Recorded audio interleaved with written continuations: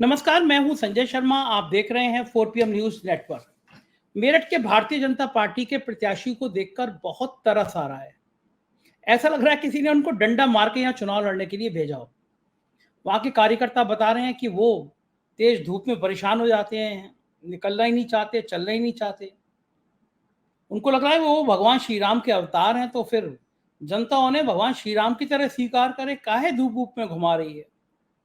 कार्यकर्ता बड़े परेशान है कि कहां से आयात करके वो मेरठ चुनाव करने के लिए भेज दिया। समाजवादी पार्टी ने बहुत जबरदस्त गेम खेला। आखिरी आखिरी दिन, आखिरी समय तक कंफ्यूजन क्रिएट करके रखा। लोग कह रहे हैं कि समाजवादी पार्टी तय नहीं कर पा रही, कंफ्यूजन में है, ऐसे गोदी मीडिया के कई लोग कह रहे हैं। लेकिन दरअसल समाजवादी पार्टी या भाजपा को गच्चा देना चाहती थी। कुछ सीटों में भी समाजवादी पार्टी ने रणनीति भी यह बनाई। समाजवादी पार्टी को पहले से ही पता था कि वो मेरठ में उसको किसको टिकट देना है। अतुल प्रधान का नाम जानबूझकर चलाया गया और एंड टाइम पे ये एंट्री हुई, और इस एंट्री ने, इस प्रत्याशी ने सारे समीकरण बिगाड़ के रख दिए भारतीय जनता पार्टी के। एक तो बीजेपी का प्रत्याशी कमजोर कमजोर इसलिए कि बेचारा खुद ही प्रचार करने के मूड में नहीं, और दूसरे इंडिया गठबंधन का प्रत्याशी जरूर से ज्यादा तेज, पत्नी उसकी में प्रत्याशी और वो खुद एक्टिव। तो जाहिर है यहाँ से एक अच्छा मुकाबला देखने को मिल रहा है। हाजी याकूब यहाँ के एक तेजतर्रार नेता, वो एंड टाइम पे बसपा को चुनाव जुटाने में, लड़ाने में जुट गए, और पूरे मेरठ में चर्चा है कि ऊपर से पेच कसे गए हाजी याकूब के कि बचना है तो बसपा के प्रत्याशी को चुनाव लड़ाओ, जिससे यहाँ मुस्लिम वोट मतों का विभाजन हो सके। आप पूछेंगे पेच किसने कसे, तो हाजी याकूब कुरैशी के पूरे परिवार पे FIR हुई थी। उनके मीट के कारोबार थे बहुत, उन कारोबार को बंद कर दिया गया था, और हाजी याकूब काफी दिनों तक फरार वरार भी रहे थे। तो ऐसे जब कारनामे होते हैं तो सरकार के पास बहुत सारे पेच कसने को होते हैं। तो हाजी याकूब का प्रयोग इसलिए किया जा रहा है कि वो यहाँ के मुस्लिम प्रत्याशियों में कुछ बंटवारा हो जाए। लेकिन जो फीडबैक है वो लगता नहीं कि मुस्लिम प्रत्याशी वहां से टूट रहे हैं। क्या है मेरठ का समीकरण, बात करने के लिए दो खास मेहमान मेरे साथ हैं। राशिद जहीर जी, पश्चिमी उत्तर प्रदेश के वो पत्रकार जिन्हें टिप्स पे रहती है हर जिले की जानकारी पश्चिमी उत्तर प्रदेश में, और पुष्पेन जी, एक बेहतरीन किसान नेता जिनके लेख, जिनके आर्टिकल देश दुनिया के बड़े बड़े अखबारों में छपते हैं, बहुत जानकारी रखते हैं। राशिद जी, क्या सीन है समीकरण का? रामचंद्र जी तो लोग कह रहे हैं मेरे अंगने में तुम्हारा क्या काम है, ये तो बेचारे खुद को भगवान श्री राम समझे बैठे हो। इतना वीडियो वायरल हो रहे हैं, कार्यकर्ता इनके सामने आके, इनकी गाड़ी के सामने आके विरोध कर रहे हैं। है क्या, कौन जीत रहा है मेरठ? संजय भाई, ये अगर जय श्री राम अपना आप को समझते तो बेहतर था। ये दरअसल बंबई के अधिक अधिक अदाकार ही हैं, क्योंकि जय श्री राम ने तो वनवास झेला ना, वहां एसी की सुविधा थोड़ी ना थी। तो ये तो एसी से बाहर नहीं निकलते थे। मुंबई का जो कल्चर इनके मन में है, इस वजह से थोड़ा ये वो करते हैं। लेकिन एक अच्छी बात यह है कि इन्होंने अपने प्रतिद्वंदी के खिलाफ कुछ शब्द कहा नहीं है। ये इनकी सौम्यता को दर्शाता है। इनको वाकई आपने सही कहा, ऐसा लगता है कि इन्हें जबरदस्ती उतार दिया चुनाव में। क्योंकि एक बयान में ये कह रहे थे कि भाई मुद्दों का मुझे नहीं पता, जीतने के बाद मुद्दे पता करूंगा क्या है। तो इन्होंने बिल्कुल साफ कहा टीवी पे आके, तो मुझे तो इनकी साफ गोई अच्छी लगी। हाथ वाथ मिलाते नहीं है ज्यादा, किसी से उतरते नहीं है गाड़ी से। तो वो तो एक अलग मसला है। इनको ले आए हैं, ये किस लिए ले आए, प्रतीक है, वो तो जानते ही सब आप। अब यहाँ पर दरअसल बात ये है सर, ये सीट जो है 3 बार से भारतीय जनता पार्टी के राजेंद्र अग्रवाल जीत रहे थे। पहले 3 बार ठाकुर अमरपाल भी जीत चुके हैं। वहां पे तो भारतीय जनता पार्टी का गढ़ है। इसी वजह से प्रधानमंत्री जी आते हैं 14 में, 19 में, 24 में, अपना श्री गणेश यहीं से करते हैं। तो यहाँ पर अच्छे खासा 2.5 लाख तो बनिया बनिया है, जो 35 साल से वोट दे रहा है जनसंघ के जमाने से। तो वो एक ये मजबूत सीट मानी जाती है। लेकिन समीकरण जैसा आपने कहा बिगड़ जाते हैं। एक इसी समीकरण पे शाहिद अखलाक थे बसपा से, उन्होंने हरा दिया था। अवतार सिंह बढ़ाना आए थे एक बार यहाँ गुजर जाति से, तो उस जमाने में हस्तिनापुर सीट यहाँ लगती थी, गुजर बहुत ज्यादा थे, तो वो यहाँ पर 17 दिन में इलेक्शन जीत कर चले गए थे। तो ऐसा नहीं है कि भारतीय जनता पार्टी की कोई बपोती हो गई है सीट। यहाँ समीकरण इस प्रकार के हैं सर कि अखिलेश यादव ने जो यहाँ तुरुप का इक्का चलाया, हालांकि अतुल प्रधान उनके बहुत करीबी बताए जाते हैं, नाराज भी हुए, लेकिन उन्होंने समझा लिया। उन्हें योगेश वर्मा, जो यहाँ पश्चिम उत्तर प्रदेश का सबसे बड़ा नेता दलितों का कहा जाए तो अतिशयोक्ति नहीं है। वाकई इतना बड़ा नेता है वो जेल रहा 6 महीने। 2 अप्रैल में जब हुआ, उसके साथ बदतमीजी हुई, लोकल पुलिस ने जो है मार पिटाई भी की, और उन्होंने बड़ी प्रताड़ना झेली। उसके अंदर दलितों में काफी रोष है। 3.5 लाख दलित है सर यहाँ पर, ये 3 लाख बताते हैं, और सर 6.5 लाख मुस्लिम है यहाँ, ये 6 लाख बताते हैं। तो 6.5 लाख और 3.5 लाख दलित है। इस दलित में से सबसे अच्छी बात यह है सर कि ये दोनों कॉम्बिनेशन होने के बावजूद योगेश वर्मा के पास 27,000 यादव भी आ रहे हैं मेरठ में। और सबसे अच्छी बात एक बार और बता दूं मैं आपको, ये काफी बीबीसी वगैरह पे भी चला है, मैं अपनी तरफ से कुछ नहीं कह रहा। यहाँ के जो 60,000 वाल्मीकि हैं जो भारतीय जनता पार्टी को देते थे, इनकी वाइफ मेयर थी नगर निगम में। उस समय से ही यहाँ के जो वाल्मीकि हैं वो मेयर के प्रति बड़ा ज्यादा लगाव रखते हैं, और उनका बाकायदा टीवी पर बयान है। उसमें उन्होंने कहा कि हमें यहाँ कारोबार मिला, हमें जो है 3-3 4-4 महीने की यह तनख्वाहें नहीं मिल पा रही हैं सफाई कर्मियों को। समाजवादी और बसपा जब होती है तो हमें आसानी रहती है। तो 60,000 जो वाल्मीकियों का इन्हें साथ मिल रहा है, ये एक ऐसा अभेद किला हो गया कि भारतीय जनता पार्टी राम का चेहरा लाने वाले अरुण गोविल को भी मुशक्कतें करनी पड़ रही, करें क्या। ऊपर दूसरे तरफ यह कि हिंदू वोट में थोड़ा सा निरस्ता आ गई है। यहाँ मुस्लिम वोट ये तय करे बैठा कि हाजी याकूब के हाजी मस्तान आ जा या सऊदी अरब से कोई आ जा शेख, मानेंगे है नहीं। हाजी याकूब के बूथ पे भी 500-400 वोट ही निकलेंगी, क्योंकि वो बसपा को सपोर्ट कर रहे हैं, पुराने नेता हैं, इल्जाम भी लगाया उन्होंने। लेकिन वो हाजी याकूब को इस समय साइड में कर दिया, जबकि यही हाजी याकूब थे जिन्हें 5,74,000 वोट 2019 में मिली हैं, सिर्फ 5-6 हजार से हारे थे ये। इनका तो कहना ये भी था हराया गया है मुझे, बाकायदा प्रेस कॉन्फ्रेंस की थी। तो यहाँ जो ये समीकरण योगेश वर्मा का बनता, कम संसाधनों के बावजूद, और यहाँ पर लोकल प्रशासन के तरफ से बहुत सारी, इनका आरोप ये भी है, मेरी खुद बात हुई थी कि इनका आरोप ये कि मुझे बहुत सारी जो है ना वो नहीं मिल पा रही है, परमिशंस नहीं मिल पा रही हैं। लेकिन यहाँ का मुस्लिम, यहाँ का दलित, अब दलितों के अंदर वो 2 अप्रैल वाली जो है वो मामला जागृत है। इनका कहना ये कि मैं अपने दलितों में गया, सर मैंने अपनी आंख से भी देखा कुछ, कि एक बूढ़ी औरत निकल कर आई दलितों में से, उसके हाथ में 500 का नोट दबा हुआ है, मैला कुचैला पता नहीं कब का जोड़ रखा था, उसने योगेश वर्मा को दिया। बात 500 रुपए की नहीं है सर, बात यह है कि उस समाज की भावनाएं क्या है। तो वो अपने समाज को बिल्कुल बनाने में लगे हुए हैं, भुनाने में लगे हुए हैं, और समाज भी जानता है कि मायावती का कैंडिडेट यहाँ पर जीत नहीं रहा है। अच्छा, मायावती के कैंडिडेट से बात याद ही आ गई कि ये त्यागी समाज से हैं, देवव्रत त्यागी। मायावती क्या है, हम पे छोटा सा चपत मारे, लेकिन यहाँ पे लग रहा है बीजेपी को, क्योंकि यहाँ पर वो श्रीकांत त्यागी जो नोएडा के अंदर मशहूर हो गया था, वो भी खरखोदा में आके मीटिंग करके गया है। ठाकुरों की भी नाराजगी, भले ठाकुर बीजेपी को दे दें वोट, लेकिन त्यागियों की नाराजगी, अब वो 10-15 हजार खरखोदा क्षेत्र से अगर काट लेता है तो किसकी कट रही है।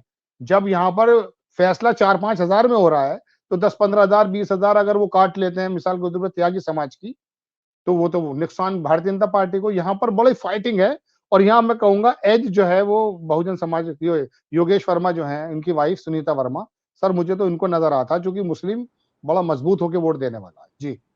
ये बिल्कुल ठीक बात है। मेरठ में मेरा भी अनुभव ये कहता है, जितना मैंने मालूम करी या जितने पत्रकारों से, वहाँ के सोशल एक्टिविस्ट से, पॉलिटिकल लोगों से बात करी, ये पता चला कि योगेश वर्मा बहुत मजबूत प्रत्याशी इंडिया गठबंधन की तरफ से चुनाव लड़ रहे हैं, और मेरठ सीट में बीजेपी को प्रधानमंत्री और बाकी लोगों के आने के बावजूद भी बिल्कुल पसीने आ गए हैं।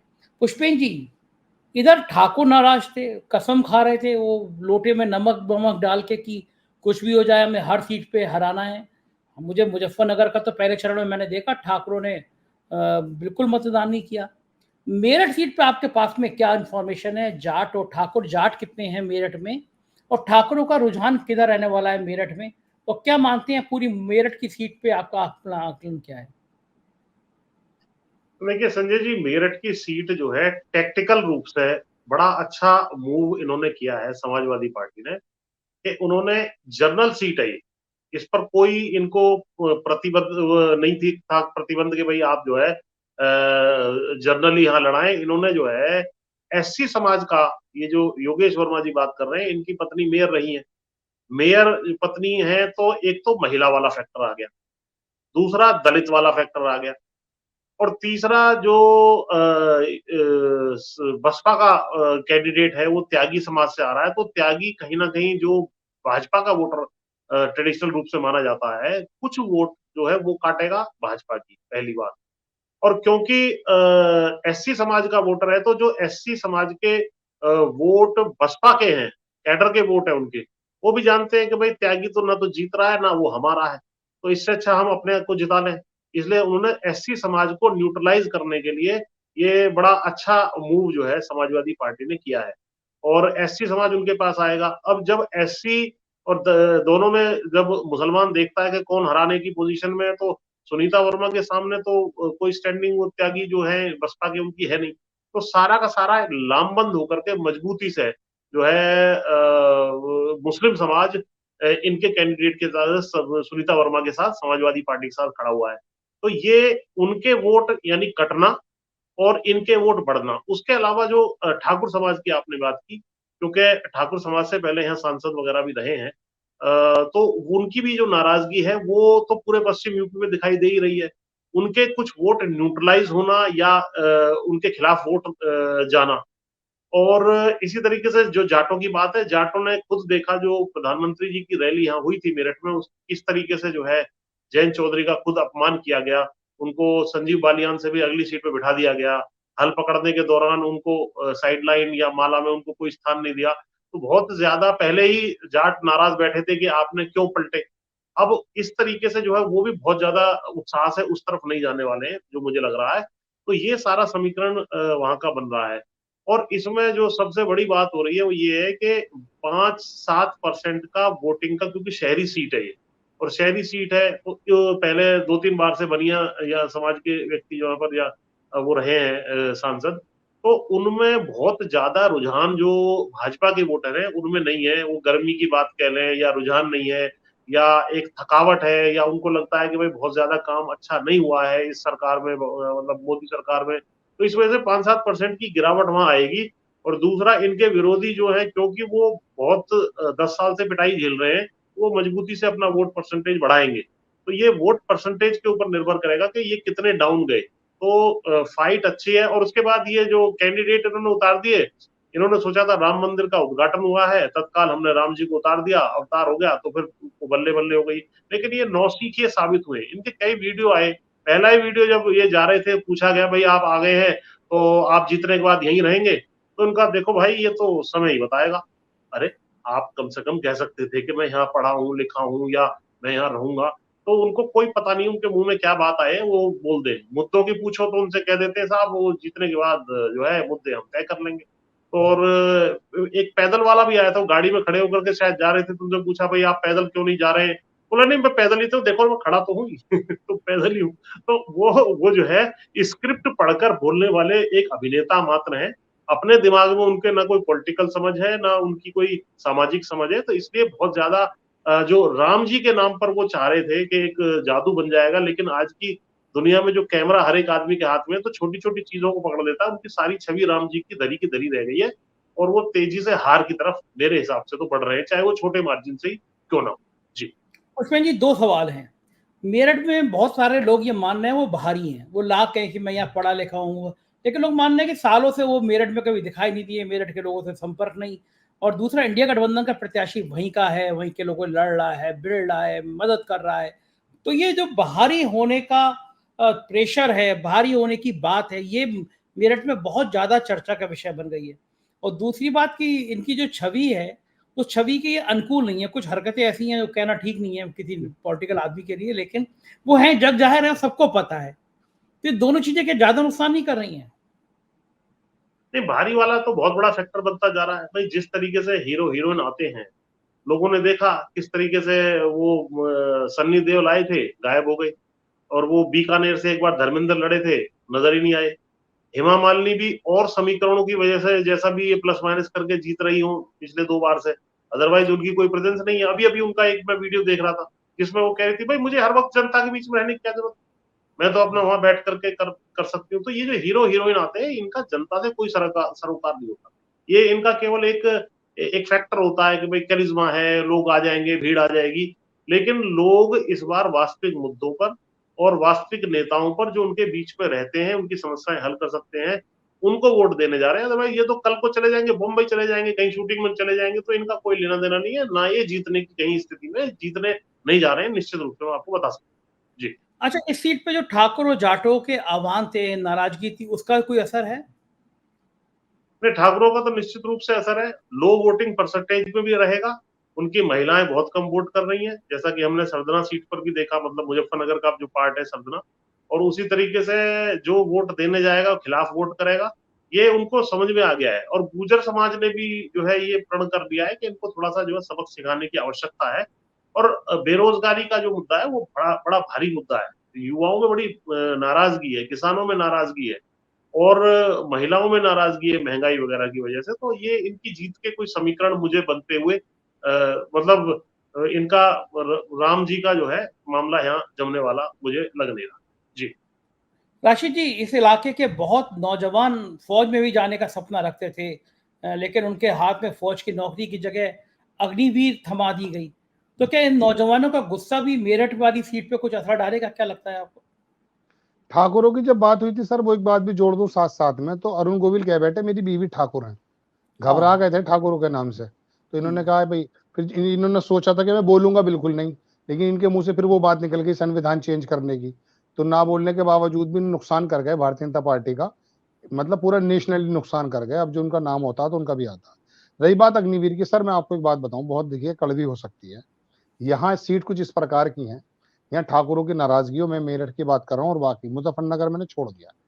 यहाँ जाट हैं, ठाकुर हैं, त्यागी हैं, ये जब आखिर में आएंगे भारतीय जनता पार्टी पे चले जाएंगे। यहाँ का परिवेश, अग्निवीर की बात है, ये जो भी सर ने कहा था पिछले प्रोग्राम में कि जो केंद्रीय सूची में सूचीबद्ध नहीं किया है, जाट राजस्थान के इस बात से नाराज है, पता चल जाएगा इलेक्शन में, लेकिन यहाँ के लोगों को मालूम नहीं है। पश्चिम उत्तर प्रदेश के अंदर जो थोड़ा सा ये तबका है, जाट है, ये असल में लोकल राजनीति में इतने ज्यादा इन्वॉल्व हो जाता है कि उनको ये नहीं महसूस होता, ये सोचते हैं सामने कैंडिडेट कौन है, समाजवादी का है, मुस्लिम है, कौन है, क्या है, मुस्लिम सपोर्ट कर रहे हैं, ये कर रहे हैं। मतलब यहाँ ये वाली बात जो है, मैं इसको सही शब्द इस्तेमाल नहीं करना चाहता, ये वाली बातें ज्यादा है। इसलिए यहाँ अग्निवीर वगैरह इन सब चीजों की, बेरोजगारी की बातें सब पीछे रखी जाती हैं। जब भाजपा और मतलब मुसलमान और हिंदू इलेक्शन जब होता है, यहाँ दूसरी बात आ जाती है। तो ये बात अलग है कि थोड़ा वोट परसेंटेज कम होगा, लेकिन फिर भी यहाँ जितना भी वोट है, बाकी बनिया का वोट है, पंडित वोट है, ठाकुर वोट है, जाट वोट है, वो भारतीय जनता पार्टी पे चले जाएगा, लेकिन परसेंटेज कम रहने वाली है, ये बात सच है। ये लेकिन भी एज बड़ी यहाँ बात। पर योगेश वर्मा की वाइफ को, सुनीता वर्मा को ही है। बिल्कुल ठीक बात है। बहुत बहुत शुक्रिया, आपने जो जानकारी दी राशिद जी और पुष्पेन जी, बहुत बहुत आभार आपका। हम लोग बात कर रहे थे मेरठ की, और मेरठ में योगेश वर्मा की पत्नी सुनीता वर्मा पे दांव लगा के इंडिया गठबंधन ने एक लंबा खेल खेल दिया है। मेरठ के जो स्थिति है, अरुण गोयल साहब की जो हालात हैं वो बहुत नाजुक हैं। उनकी नाजुक नाजुक स्टाइल लोगों को परेशान कर रही है, बीजेपी के वर्कर को, कि तो निकलते ही नहीं है। अब देखना यह है कि मतदान कितना होता है, उसके ऊपर बहुत डिपेंड करेगा, किधर वोट जाते हैं। हमारी निगाह रहेगी मतदान के बाद में, हम अगले दिन भी बताएंगे आपको कि मेरठ का ट्रेंड कितना रहा। देखते रहिए 4 PM, एक एक सीट का, एक एक जगह का आकलन आपको यही मिलेगा। बहुत बहुत शुक्रिया, थैंक यू।